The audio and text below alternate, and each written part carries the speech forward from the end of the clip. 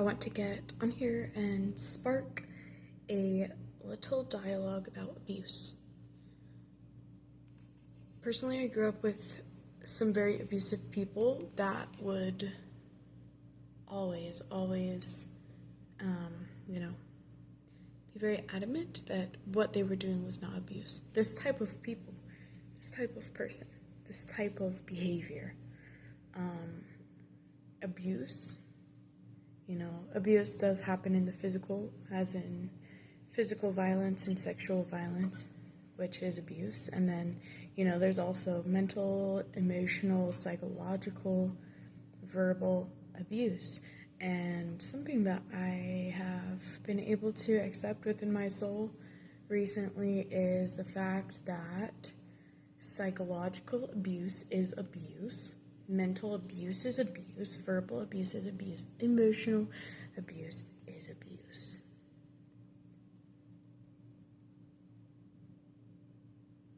We get to call it what it is. We get to accept it for what it is. We get to take accountability for what it is. We get to take accountability for being the victims of what it is. And it's not to say that we're just gonna, take on this identity of like, oh, this is who I am. I'm a victim of abuse. But we do have to accept that it's happened to us. We do have to accept how it's affected us and impacted us through our lives. We do have to accept that sometimes the people that we felt we loved and that said they loved us abused us. And what that does to the psyche. What that does to the spirit, to the soul.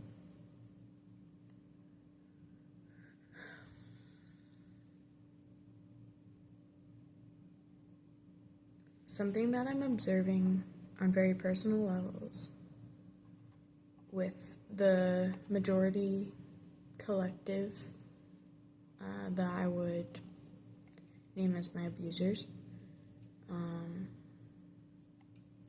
The pattern that I'm observing is that largely it is a group of people that is very, very emotionally suppressed. On both sides of the spectrum, in terms of sadness, anger, sorrow, pain, frustration, etc.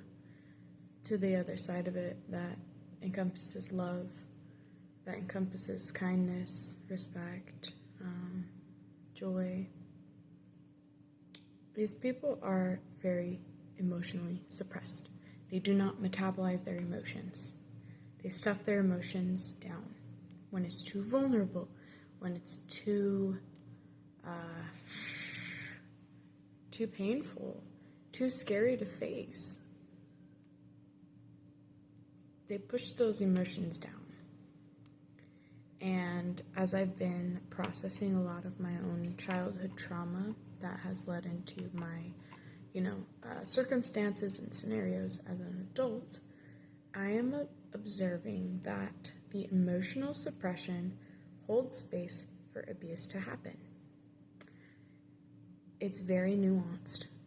It's very nuanced because these people can smile in your face. They can smile in your face. They can say nice words. Yet they can be simultaneously completely disregarding you.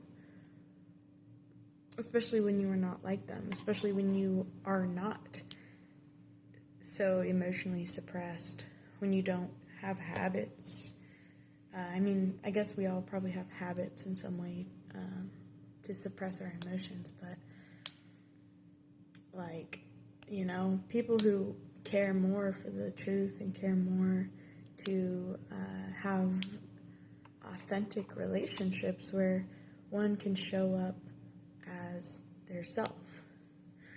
I find that when I've tried to interact with these people, I find that there's only space for a fraction of me.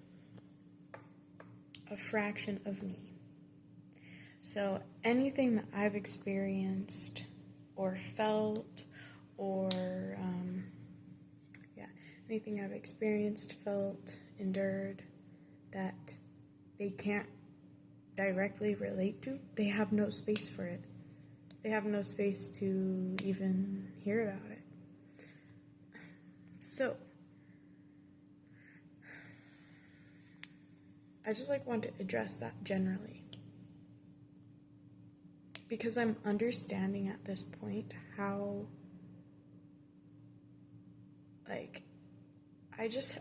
I have two different, I have relationships in my life where I can show up and I can express myself and I can share experiences and I can share my thoughts and I can genuinely laugh and genuinely cry and I can be.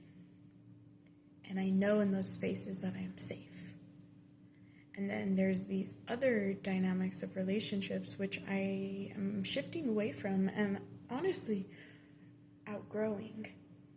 I'm growing out of these. I'm evolving out of these dynamics because I no longer have any desire to go into spaces with other human beings where I have to be like, I have no thoughts about this matter and I have no feelings at all. And I just, can just fit into the surface, level conversation. No. It's just not me anymore. And I think sometimes creating space with those dynamics of people, when those people aren't straight up being abusive to you in the sense of hurting you physically, it's something that especially a person who has endured different types of psychological abuse, where it's manipulation and control, and it's all surrounding this aspect of you do not matter, and what you think, feel, say does not matter, and I don't care. People can act like they care. People can really act like they care, but their actions and their behaviors and the way that they treat you will continue to show you that they don't care and that they don't have space to accommodate you for you being a human and you being yourself. I'm not saying accommodate in the sense that everybody has to cater to you all the time, but I'm saying that in healthy interactions and relations, it's two people can come together and can meet each other and be receptive to one another. Give, receive. It's a dynamic that we have to be clear on, Aware, conscious relations and interactions come to the table with this understanding. It is a reality of good human relationships. It's so funny that I find myself saying that, just because of the nature of the types of relationships that I grew up around. And I know many of us after having endured these, abusive or manipulative dynamics where basically there's not actually a real space for who we are, we start, not trusting people and not believing that. We don't even comprehend that there are people out there that actually have the capacity to hold space for you and your big emotions. We were never taught that. Thankfully I've been able to experience those types of relationships that are very safe and expansive and in which you can thrive because both parties are safe, both parties are, held space for, yeah, humanity is messy. Like, you're gonna be messy. You're gonna have messy emotions. But, like, to realize that people can actually hold space for you in that, like, that shifts everything. That shifted everything for me. And, you know, I've been enjoying this aspect of relationships while also still trying to maintain and improve certain relationships that really don't have space for me. Like, they have a space for an idea of me based off of who I used to be. Like, when I was a kid, like when I was like 10 and didn't have much to think about. Like, at the end of the day, all of these things and abuse, what it comes down to is how much a person has really met themselves.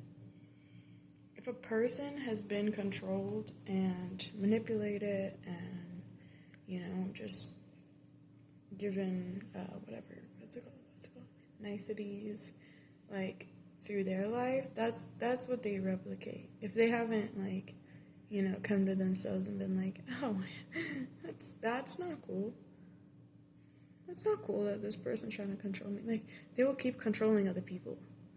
The thing about abuse, it's like, in this day and age and in this society, in this culture, you know, we're always, like, demonizing these evil people, you know, which it is evil. Like, I don't know, you know, at this point, I'm like, does evil exist? Does good exist? Like, I do think good exists. I feel like good exists. It's darkness and light. Darkness and light. Like, we all have darkness, we all have light. When people fear their darkness, when people continually turn away from their darknesses will take over because these people are not aware of it. What's unconscious becomes the thing that drives you, you know? So when you can become conscious of your light, which is another big task, to become conscious of your light and to also become conscious of your darkness, all of a sudden, the darkness doesn't have to drive the car anymore. The darkness doesn't have to drive the car anymore. All of a sudden, you can drive the car. You can drive the car. So this is what I want to share, is like, all of us can probably have our tendencies to, like, do some abusive shit. But do not be afraid of your darkness. Do not suppress your emotions, because when we continue to suppress how we feel, first of all, we ain't given the space to ourselves to be, which is abusive. Like, that's what I'm here to say. That's the message I bring today. Is like, when somebody tries to dim you, control you, change you, manipulate you, that is what we call abuse. So, get clear. Spend time within. Spend time with the things that scare the fuck out of you. You know, spend time with the things that make you so fucking angry. Get clear, spend time with the things that break your heart. Break your heart. Break your most innocent little tender heart. Spend time with these things. Spend time with the things that make you just want to rage against people. Anger. Like, spend time with these things. Otherwise, it will literally guide your life. And even in ways when you're not trying to be an angry person or, you know, whatever. But if you're just being nice, and in reality you live with all sorts of, like, judgment and, like, insecurity, because if you're living from a place of judgment of other people, that's probably mostly saying that you're insecure about yourself. So you have to judge people and, like, put yourself above them so that you feel better about yourself. real talk here. Spend time with the things that fucking hurt you. Also spend time with, like, your joy. Spend time with your joy. Spend time with your love. Your vulnerabilities in love. Because so many of us now, we don't love because we're so scared of being hurt. Being hurt by these dynamics of abuse that I'm talking about. It's all so nuanced. We're so nuanced. But ultimately it comes down to the darkness and the light. And making them known. What is my darkness and what is my light? And then how can I drive this car instead of allowing my demons to drive the car? Because I don't want to face them. Your demons gonna be you driving that car if you don't want to look at them. Just saying. So, anyway. Yeah. Blah, blah, blah. We're abused. Like, yeah. I know I've definitely faced a lot of that in my life, but I'm here to share the message of, like, how we can stop that. How I can alchemize and transmute that shit so that I'm not moving through the world projecting that shit onto other people. Because I'm just tired of it.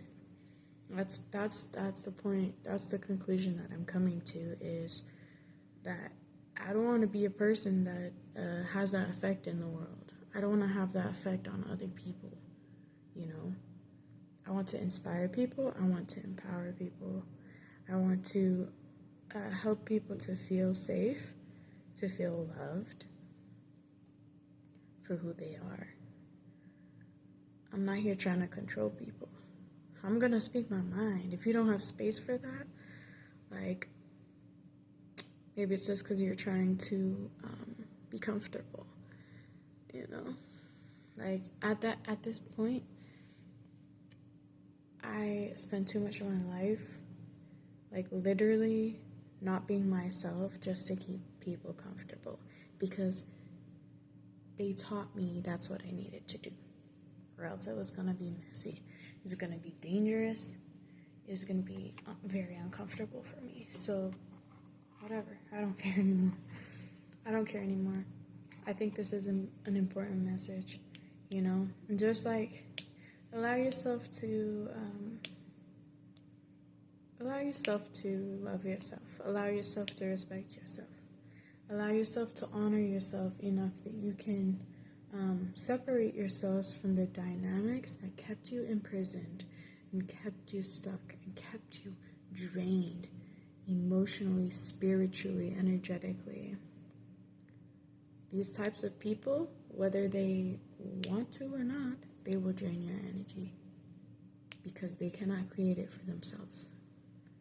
They will seek to like cling to your energy. Like, just don't fall for it, man. I know sometimes we are appealed. It appeals to us. The people like us. The people want to be around us or talk to us or whatever, do this or that. But, like, be discerning about it. You know? Not every attention is good attention. Not every nice word is actually nice. Not all money is good money. Not all gestures are good gestures. Not all good gestures are good gestures. Okay? So just be discerning. And stop ignoring, like, dynamics of abuse, because otherwise we'll just keep creating that in the world. And, like,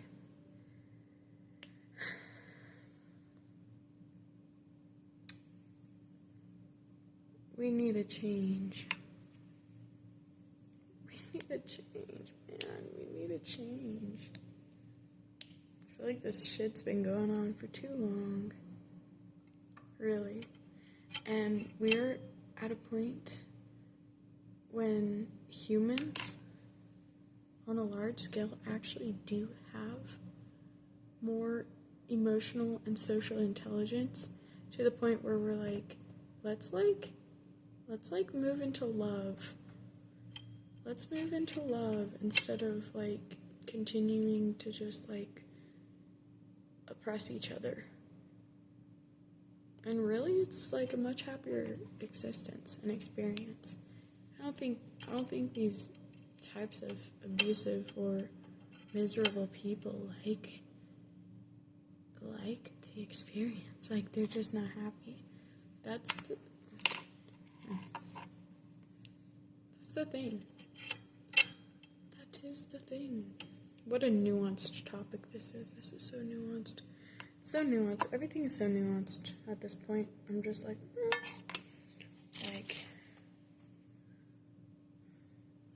what even to, anyway. I think this conversation has run its course, and yeah, just, food for thought. Enjoy the food for the thoughts, and I'll talk to you next time for our next conversation. Peace. See you later.